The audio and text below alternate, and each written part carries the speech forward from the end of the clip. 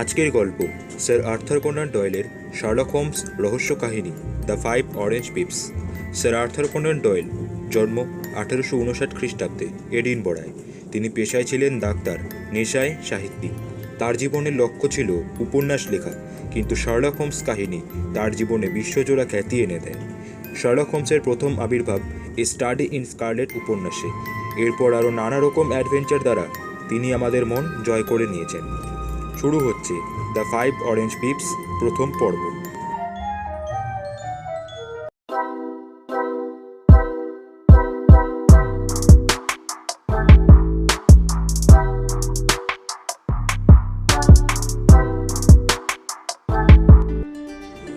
1882 সাল থেকে আজ পর্যন্ত শার্লক হোমস যে সমস্ত বিচিত্র ধরনের রোমাঞ্চকর রহস্যের তদন্ত করেছে, সেসব ঘটনার কথাই আমার সেই সময়ের ডায়েরির পাতায় সংক্ষেপে লেখা আছে।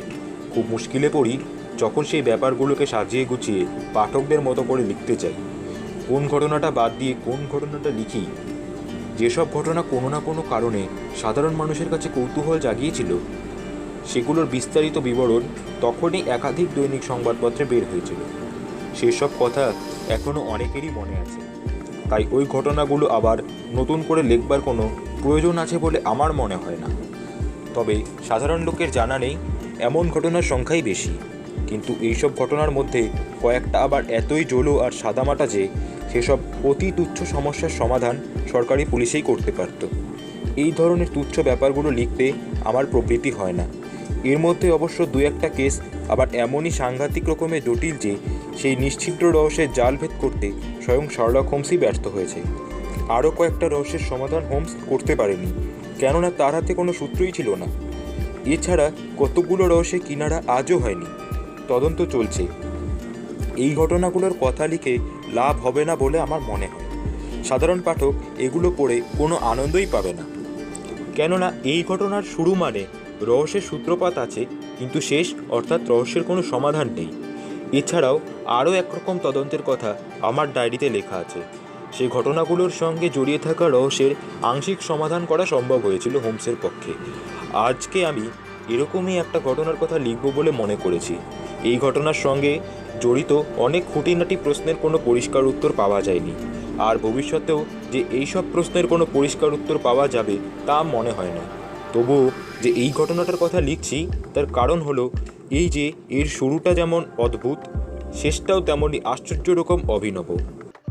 1887 সালের ডায়েরির পাতা উল্টাতে উল্টাতে অনেকগুলো রহস্যজনক ঘটনার কথা লেখা দেখছি, যেগুলোর মধ্যে বিশেষভাবে উল্লেখ করতে হয় প্যারাডল চেম্বারের রহস্য, ব্রিটিশ জাহাজ সোফি অ্যান্ডারসনের অদ্ভুতভাবে নিখোঁজ হয়ে যাওয়ার ব্যাপারটা, উফা দ্বীপে গ্রাইস প্যাটারসনের বিচিত্র অভিজ্ঞতার কথা, আর সবশেষে ক্যাম্বারওয়েলে বিষ প্রয়োগে হত্যার ঘটনাটা। এই ক্যাম্বারওয়েল খুনের ব্যাপারটা তদন্ত করতে গিয়ে হোমস মৃত ব্যক্তির হাতঘড়ি পরীক্ষা করে দেখায় যে ওই খুনের ঘটনা ঘটবার ঠিক 2 ঘন্টা আগে ঘড়িটায় দম দেওয়া হয়েছিল। তার থেকে প্রমাণ হয় যে ওই ব্যক্তি খুন হবার ঠিক 2 ঘন্টা আগে শুতে যান। হোমসের এই আবিষ্কারের ফলে তদন্তের ধারাটা একটা নতুন মোড় নেয়, আর তার ফলে যে নির্দোষ সে মুক্তি পায় ও দোষীর সাজা হয়। এসব তদন্তের সব কথা ভবিষ্যতে সময় ও সুযোগ মতো আমার লিখবার ইচ্ছে আছে। তবে যে তদন্তের কথা আজ এখানে লিখছি তার সঙ্গে ওই রহস্যের তুলনাই হয় না।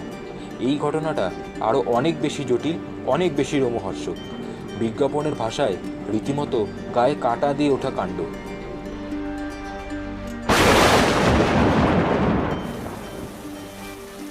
সেপ্টেম্বর মাস হতে চলল। এই বছরে এখনও পর্যন্ত ঝড় জলের আর শেষ নেই। আজ সকাল থেকে শুরু হয়েছে যেমনই প্রচণ্ড ঝড় এবং তেমনই তুমুল বৃষ্টি। ঝোড়ো বাতাসের গোঁ গোঁ গর্জনের সঙ্গে তাল মিলিয়ে চলছে বৃষ্টি। জানলার সার্সিতে বৃষ্টির ছাটের চরচর শব্দের বিরাম নেই। ঘরের সব জানালা দরজা বন্ধ করে আমরা দুজনে বসেছিলাম। তবুও মাঝে মাঝে যখন হুঙ্কার দিয়ে ঝড় আছড়ে পড়ে দরজার কপাট আর জানলার ছিটকিনি নাড়িয়ে দিয়ে যাচ্ছিল, তখন খাস লন্ডনের বুকে বসেও আমার মনে হচ্ছিল যে এ যেন সাধারণ ঝড় নয়, কোনো একটা অশুভ শক্তি আমাদের ধ্বংস করতে ঝাঁপিয়ে পড়েছে। সন্ধ্যের সঙ্গে সঙ্গে ঝড় জলের তাণ্ডব নৃত্য ক্রমশ বাড়তে লাগলো। ঘরের ফায়ারপ্লেসে গনগন করে আগুন জ্বলছিল। ফায়ারপ্লেসের একধারে চুপচাপ আর হয়তো খানিকটা বিমর্ষভাবে বসে শার্লক হোমস তার নিজের তদন্তের একটা নির্দেশিকা তৈরি করছিল। ফায়ারপ্লেসের আর একধারে একটা চেয়ারে বসে আমি ক্লার্ক রাসেলের সমুদ্র নিয়ে লেখা গল্পের বই পড়ছিলাম। বাইরের প্রাকৃতিক দুর্যোগের সঙ্গে রাসেলের কাহিনীর পরিবেশ চমৎকার খাপ খেয়ে গেছে। উত্তাল সমুদ্রের বর্ণনা পড়তে পড়তে আমার মনে হচ্ছিল যে আমি যেন আর বেকার স্ট্রিটে নেই, ভেসে চলেছি এক তুফানের মুখে পড়া জাহাজে। হ্যাঁ, বলতে ভুলে গেছি যে আমার স্ত্রী তার এক দূর সম্পর্কের অসুস্থ আত্মীয়কে দেখতে লন্ডনের বাইরে গেছেন বলে আমি আমার পুরনো আস্তানায় ফিরে এসেছি। কে যেন দরজায় কড়া নাড়ল বলে মনে হলো না। আমি হোমসের দিকে তাকালাম। এই দুর্যোগ মাথায় করে এত রাত্রিরে কে আবার এলো বলো তো? তোমার কোনো বন্ধুর আসবার কথা আছে নাকি? তুমি তো খুব ভালো করেই জানো ওয়াটসন যে তুমি ছাড়া আমার আর দ্বিতীয় কোনো বন্ধু নেই। আর তাছাড়া আমি অকারণে আমার কাছে কেউ আসুক তা চাই না। তাহলে এ নিশ্চয়ই কোনো মক্কেল হবে। তা যদি হয় তো বুঝতে হবে যে তার সমস্যা খুবই গুরুতর। তা না হলে অন্তত আজকের মতো এইরকম দুর্যোগের রাত্রিরে কেউ চট করে ঘরের বাইরে বেরোতে রাজি হবে না। তবে আমার মনে হচ্ছে সেরকম কেউ নয়। আমাদের বাড়িওয়ালা গিন্নির কোনো বান্ধবী হবেন। শার্লক হোমসের ধারণা যে ঠিক নয় তা বোঝা গেল একটু পরেই। আমাদের ঘরের বাইরে পায়ের শব্দ শোনা গেল, আর তখনই দরজায় টোকা পড়ল। শার্লক হোমস তাড়াতাড়ি হাত বাড়িয়ে টেবিল ল্যাম্পটা এমনভাবে ঘুরিয়ে দিল যাতে সে নিজে থেকে আলোর পেছনে আর সমস্ত আলোটা পড়ে আগন্তুকের মুখের উপর। হোমস বলল, ভেতরে আসুন। প্রায় সঙ্গে সঙ্গেই দরজা ঠেলে ঘরে ঢুকলো একটি যুবক। তার বয়স খুব বেশি হলে 22-23 বছর হবে। তার জামাকাপড় বেশ শৌখিন আর পরিপাটি। আর প্রথম দর্শনেই যেটা দৃষ্টি আকর্ষণ করে সেটা হলো তার ভদ্রসভ্য আচরণ। যুবকটির হাতের ছাতা থেকে যেরকম ঝরঝর করে জল গড়িয়ে পড়ছিল আর তার গায়ের বর্ষাতে ভিজে যেরকম চকচক করছিল, তার থেকে আমাদের বুঝতে কষ্ট হলো না যে বাইরে কি তুমুল জল হচ্ছে। ঘরে ঢুকতেই টেবিল ল্যাম্পের জোরালো আলোয় তার চোখ ধাঁধিয়ে গিয়েছিল। সে খানিকটা হতভম্ব হয়ে এদিক ওদিক তাকাচ্ছিল। তার চোখে মুখে এমন একটা হতাশা আর চাপা দুঃখের ভাব ফুটে রয়েছে যে আমি বুঝতে পারলাম সে খুব অশান্তিতে আছে। যুবকটি রুমাল দিয়ে তার চশমার কাচ পরিষ্কার করতে করতে বলল, আগে থেকে না বলে কয়ে হঠাৎ এইভাবে এসে পড়ে আপনাদের অসুবিধে করার জন্যে আমি আপনাদের কাছে ক্ষমা চাইছি। আরও ক্ষমা চাইছি আপনাদের এই সুন্দর করে সাজানো ঘরটা জলে কাদায় নোংরা করে ফেলার জন্য। তার উত্তরে হোমস বলল, আপনার ছাতা আর বর্ষাতিটা আমার হাতে দিন, আমি ওই কোণে রেখে দিচ্ছি। কোনো অসুবিধা হবে না, একটু পরেই শুকিয়ে যাবে। আপনি দেখছি দক্ষিণ পশ্চিম অঞ্চলের বাসিন্দা। হ্যাঁ, আমি হর্সল্যাম থেকে আসছি। হোমস মৃদু হেসে বলল, আপনার জুতোয় যে ধরনের খড়ি মাটি লেগে রয়েছে তা ওই দিকের মাটির বিশেষ গুণ। আমি আপনাদের সঙ্গে পরামর্শ করতে এসেছি। শুধু পরামর্শ নয়, আপনাদের সাহায্যও বিশেষ দরকার। আমার পরামর্শ পাওয়াটা যত সহজ, সাহায্য পাওয়াটা কিন্তু তত সোজা নয়। আপনার কথা আমি অনেকের কাছে শুনেছি। মেজর পেন্টারগাস্ট আমাকে নিজে বলেছেন যে কীরকম অদ্ভুতভাবে আপনি তাকে ট্যাঙ্কারভিল ক্লাবের নোংরা ব্যাপারটা থেকে বাঁচিয়ে দিয়েছিলেন। সে কথা ঠিক, তবে ব্যাপারটা কি জানেন? তার বিরুদ্ধে তাস খেলায় জোচ্চুরির যে বদনাম দেওয়া হয়েছিল সে ডাহা মিথ্যে। মেজর পেন্টারগাস্ট যে আমাকে বললেন যে কোনো রকম রহস্যের কিনারা আপনি করে দিতে পারেন। এটা তিনি একটু বাড়িয়ে বলেছেন। তিনি আমাকে একথাও বললেন আজ পর্যন্ত কোনো রহস্যের সমাধান করতে আপনি ব্যর্থ হননি। না, এ কথাটা তিনি ঠিক বলেননি। এ পর্যন্ত আমাকে চারবার হার মানতে হয়েছে। 3বার হেরেছি 3 ভদ্রলোকের কাছে, আর একবার হেরেছি এক ভদ্র মহিলার কাছে। কিন্তু আপনার সাফল্যের বিরাট সংখ্যার সঙ্গে তুলনা করলে এই 4টে পরাজয় তো কিছুই নয়। হ্যাঁ, এ কথা অবশ্য ঠিক যে মোটামুটিভাবে আমি প্রায় সব ব্যাপারেই সফল হয়েছি। তাহলে আমার এই ব্যাপারেও নিশ্চয়ই আপনি সফল হবেন। হোমস বলল, তাহলে আগে আপনি এই চেয়ারটা ফায়ারপ্লেসের কাছে টেনে নিয়ে এসে বসে শরীরটা একটু গরম করে নিন। তারপর আমাকে খুলে বলুন আপনার সমস্যাটা কি। এটা কোনো সাধারণ ব্যাপার নয়। হোমস শান্তভাবে বলল। সাধারণ ব্যাপার নিয়ে আমার পরামর্শ চাইতে কেউ আসে না, এটা অবশ্য আমার অহংকার বলে ভাববেন না। না, আমি আপনার কথা অস্বীকার করছি না, কিন্তু তবুও গত কয়েক মাস ধরে আমাদের সংসারে যেরকম রহস্যময় ঘটনা সব ঘটছে, সেরকম ঘটনার দ্বিতীয় কোনো নজির আর আছে কিনা আমার সন্দেহ। আপনার কথা শুনে আমার আগ্রহ বেড়ে যাচ্ছে। আপনি আগাগোড়া সব কথা আমাকে খুলে বলুন, কোনো কিচ্ছু গোপন করবেন না। তারপরে আমার যা জানবার তা আমি জেনে নেব। চেয়ারটাকে যতখানি সম্ভব ফায়ারপ্লেসের কাছে সরিয়ে এনে তার ভিজে জুতো পরা পা দুটো ফায়ারপ্লেসের দিকে বাড়িয়ে দিয়ে যুবকটি তার কথা বলতে শুরু করলো। আমার নাম জন অপনস, কিন্তু যে সমস্যার সমাধানের জন্য এই প্রবল ঝড় জল দুর্যোগের মধ্যে অসময় আপনাকে বিব্রত করেছি, সেটা কিন্তু আমার নিজের কোনো ব্যাপার নয়। তাই যদি একটু পুরনো দিনের কথা দিয়ে আরম্ভ করি, তাহলে আপনার পক্ষে ব্যাপারটা বোঝবার সুবিধা হবে। আমার ঠাকুরদার দুই ছেলে, আমার বাবা জোসেফ আর কাকা ইলিয়াস। কভেন্ট্রিতে আমার বাবার একটা ছোটোখাটো কারখানা ছিল। তখন বাইসাইকেলের ফ্যাশন খুব হয়েছিল। বাবার কারখানায় সাইকেলের যন্ত্রপাতি তৈরি হতো বলে কারখানাটারও খুব উন্নতি হতে লাগলো। এই সময় বাবা ছেঁদা বা ফুটো হবে না এমন ধরনের টায়ার আবিষ্কার করে তার পেটেন্ট মানে বিক্রিসত্ত্ব নিয়ে নেন, আর তার ফলে তার কারখানার লাভ হু হু করে বাড়তে থাকে। বেশ টাকা জমাবার পর আমার বাবা মোটা টাকায় তার চালু কারখানাটি বিক্রি করে দিলেন। তারপর বেশ আরাম করে অবসর জীবন কাটাতে লাগলেন। আমার কাকা ইলিয়াস অল্প বয়সে রোজগারের ধান্দায় আমেরিকা চলে যান।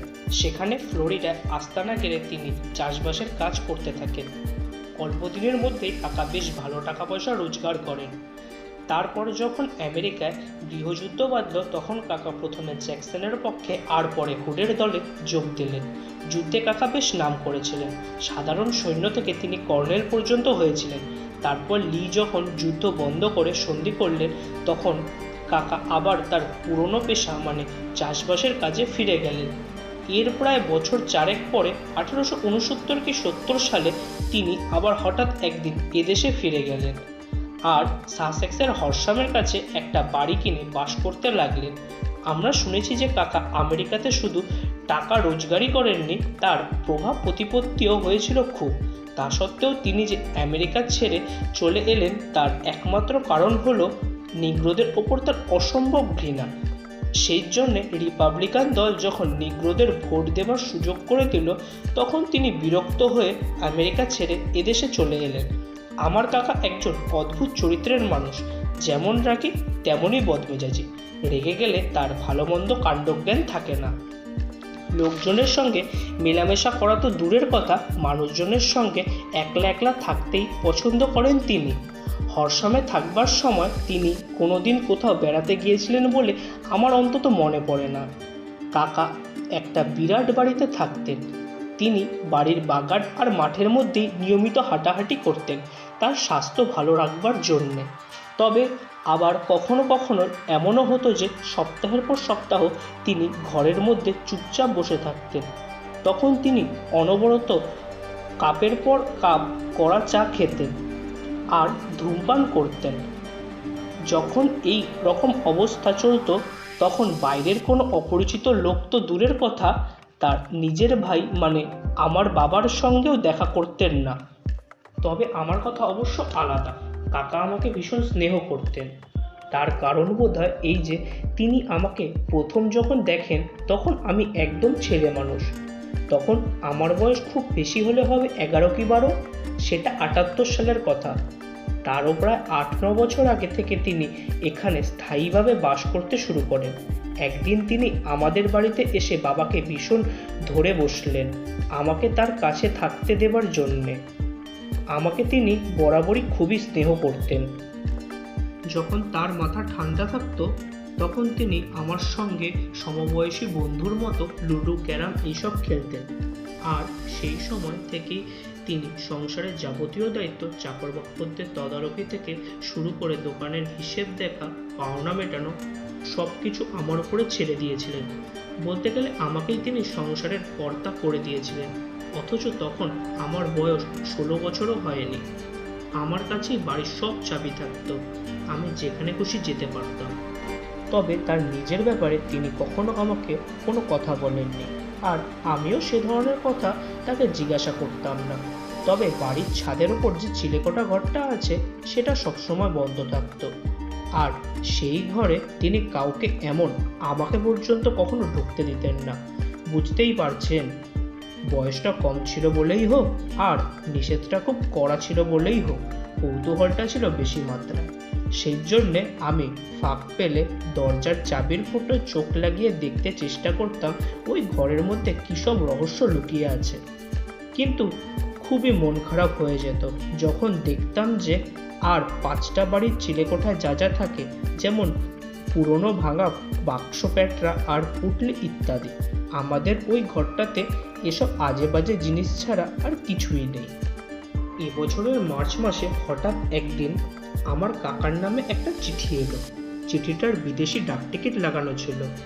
এমনিতে কাকার নামে বড় একটা চিঠিপত্র আসে না। দোকানদারদের পাওনা সবসময় আমরা নগদ টাকায় মিটিয়ে দিই, আর কাকার এমন কোনো বন্ধু বান্ধব আছে বলে শুনিনি যে কিনা কাকাকে চিঠি লিখতে পারে।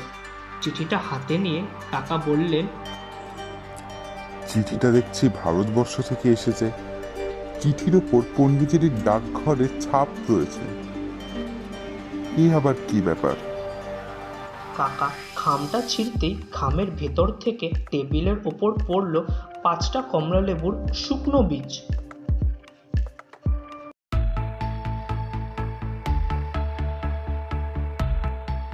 আজ শুনলেন দ্য 5 অরেঞ্জ পিপস প্রথম পর্ব। মূল রচনা স্যার আর্থার কোনান ডয়েল, গল্পপাঠ ও ডক্টর ওয়াটসন আমি সায়নদীপ, শার্লক হোমস রজত, জন ওপেন্স গৌরব, অন্যান্য ভূমিকা শব্দ প্রযোজনা, আবহ সঙ্গীত এবং পরিচালনায় স্বপ্ননীল।